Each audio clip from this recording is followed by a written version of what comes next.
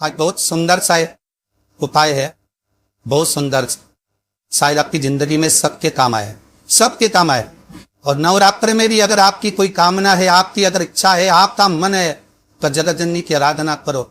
जिसको प्रैक्टिकल करना है वो यहाँ से जाकर भी कर सकता है, कहीं पर भी कर सकता, करना जरूर।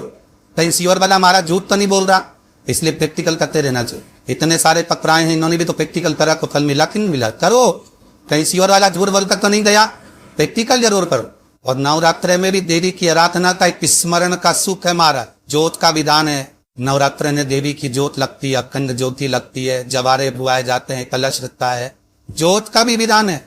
जिसके यहाँ दिया अखंड जलाया जाता है, अगर वो दिए की लो, दिए की बाती अगर दक्षिण दिशा की होती है तो उसके घर में साल भर में एक घात जरूर होती।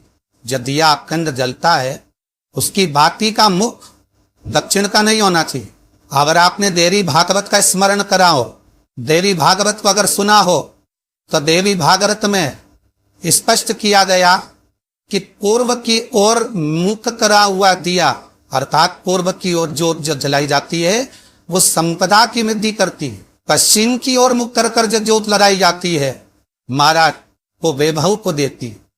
और उत्तर की ओर जो मुख कर कर ज्योत जलाई जाती है, उत्तर की ओर जो ज्योत का मुख रहता है, वो आयु की वृद्धि करती है, घर में अकाल मौत को रोकती है। दक्षिण की ओर ज्योत ना लगा, अगर आपको लगाना है पूर्व की लगा, पश्चिम की लगा या उत्तर की है।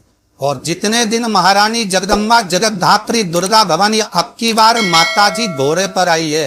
हर बार देवी पजर बदल के आती है, इस बार जो नवरात्रे आए वो घोड़े क्या, तो घोड़े पर जो देवी जी आती है वो समृद्धि को देने वाली आती है, लक्ष्मी की वृद्धि करने वाली आती है। जैसी घोड़े की रफ्तार होती है, उस रफ्तार से लक्ष्मी घर में आती है। मेरी माँ जगत जननी दुर्गा भवानी अब की बार घोड़े पर आई है, साल भर में इतना धन दे देगी कि आपने पीछे के 4 साल में नहीं कमाया होगा, इतनी मेरी माँ भंडार भर देगी। ये घोड़े पर आई है, कोई साधारण नहीं हो सकता। देवी भागवत में स्पष्ट किया गया, जब जगदम्बा मदर पर आती है उसका भाव अलग है, और जगदम्बा जब हाथी पर आती है उसका भाव अलग है, और जगदम्बा जब घोड़े पर आती है तो जगत को समृद्धिवान बना देती है, वैभव में कमी नहीं आनी। अब ये अले दुनिया के लोग अभी रोते हैं कि पैसा नहीं आ रहा, मेरी माँ अगर घोड़े पर आई है तो उसका सुख आपको जरूर मिले। एक जरा सी मिट्टी की दुकान भी अगर आप खोल कर बैठेंगे तो चांदी और सोना के बराबर कमाएंगे, इतना धन देगी वो माँ। और नवरात्र में भी अगर आपकी कोई कामना है, आपकी अगर इच्छा है, आपका मन है, तो जगत जननी की आराधना करो। पति और पत्नी में अगर क्लेश है तो जगदम्बा के मंदिर में मक्खन चढ़ा, प्रेम बढ़ जाए। आपको लगता है कि पति कोई अन्य स्त्री से लगा हुआ है या परिवार टूट रहा है, तलाक तक पहुंच गया है, तो माता के मंदिर में आप ध्वजा लगवाइए, उस ध्वजा पर मक्खन लगाकर लगवाइए, आपको लाभ मिले। यदि आपको लगता है कि बच्चे बहुत ज्यादा अपशब्द बोल रहे हैं, मुंह चला रहे हैं और प्रेम नहीं रख रहे, तो माता के मंदिर में लाल पुष्प, लाल चंदन और लाल चूड़ी माँ को समर्पित करिए, प्रेम बढ़ेगा। बच्चा कभी आप भी से कम नहीं बोलेगा, प्रेम की भाषा निकली। सती पता यार, जिनके घर में ज्यादा रोग हो, बीमारी हो, ज्यादा तकलीफें आ रही हो, कष्ट बढ़ रहा हो, बीमारियां बढ़ रही हो, या भय लग रहा हो, डर लग रहा हो, हृदय चित्त में कहीं ना कहीं आपको भय का भान हो रहा हो, तो एक लोटा पानी, एक कलश में जल भर कर रख लीजिए और रात भर उसको रख कर दो। नवरात्र चल रहा है, वो उस कलश को रात भर रख कर सुबह सुबह उस कलश में एक बेलपत्र डालकर उस जल को नीम के पेड़ के नीचे, जहाँ नवरात्र में नीम के पेड़ के नीचे सारी विद्याएं, आदि शक्तियां, सारी देवी उस नीम के पेड़ के नीचे विराजमान रहती है। उस कलश में एक बेलपत्र डालकर रात भर रखकर उस जल को पूरे घर में घुमाकर उस नीम के पेड़ के नीचे समर्पित कर दीजिए महाराज। घर में भय लगना बंद हो जाएगा, कोई बड़ी बीमारी आपको घेरेगी नहीं, और उस बीमारी से, उस रोग से आप मुक्त रहेंगे, उस बीमारी से, उस रोग से आप मुक्त पाएंगे।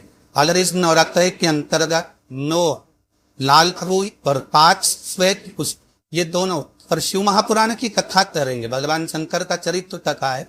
अगर आपने देवी भागवत का स्मरण किया हो या भगवान शिव की पवित्र आनंद में कथा स्कंद पुराण के काशी खंड में अगर शंगी बाबा ने वर्णन किया है कि किसी भी स्थान पर यदि हमारे घर में 2 शिवलिंग है नहीं है तो किसी अपने घर के गमले में बगीचे में 2 पार्थिव लिंग का निर्माण, 2 पार्थिव, उसमें एक शिव जी का स्मरण करें और एक में माता पार्वती जी का स्मरण। देवादिदेव महादेव के 2 स्वरूप 2 लिंग प्रकट करता है, एक पर 9 पुष्प लान और एक पर श्वेत पुष्प पाठ समर्पित करें, बाबा की आराधना करें, घी का दीप लगाए, पूजन करें और बाद में उन शिवलिंग को और उन पुष्पों को विसर्जन किसी भी नदी में, तालाब में, बावड़ी में, अगर वहां नहीं विसर्जन कर सकते हैं तो किसी वृक्ष के नीचे उनका विसर्जन।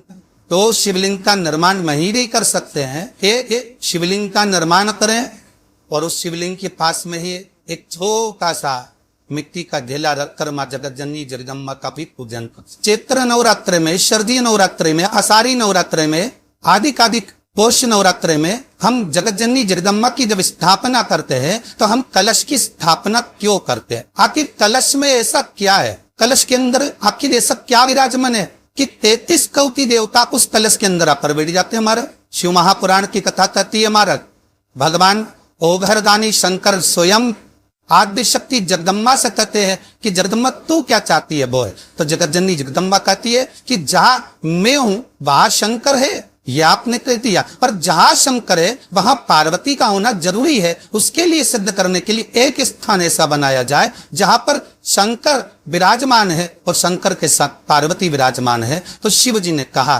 पार्वती उसके लिए मैं तुझे एक सुंदर कलश का निर्माण कर दे।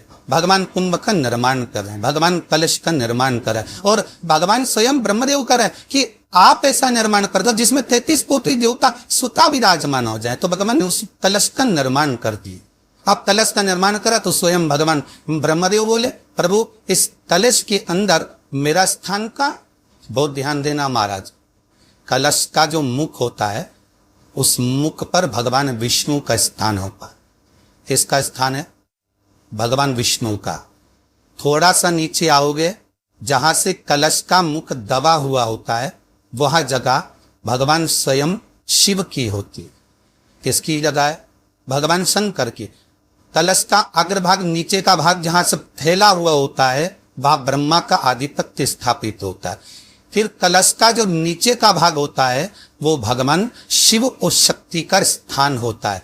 कलश के बाहरी भाग में जहां पर बाहर का हिस्सा होता है उस कलश के बाहरी भाग में 33 कोटि देवताओं को भगवान शंकर ने लाकर विराजमान किया होता है। महाराज भगवान शंकर 33 कोटि देवताओं को निमंत्रण देकर उस कलश में विराजमान कर। कितना सुंदर लिखा है देवी भागवत के अंदर कि जहां कलश की स्थापना होती है उस जगह पर किसी देवताओं को बुलाने की जरूरत नहीं होती। 33 कोटि देवता उस जगह पर स्वतः विराजमान हो जाते हैं। स्वयं 33 कोटि देवता स्वयं मां विराजमान। सही जी रहे शिवदा भाई रहन बड़े हाव से जी लिया ना आरो बढ़ सकते वे सकते हैं लिए शेयर कर सकते हैं लिए शेयर करें और इसका हो तथा अल्लाह अपने जीवन उदाएगा, अपने जीवन को धन्य बनाइएगा, अपने जीवन को धन्य बनाइएगा। सभी को चालू बार हर महादेव। जय श्री कृष्णा, जय गोवा।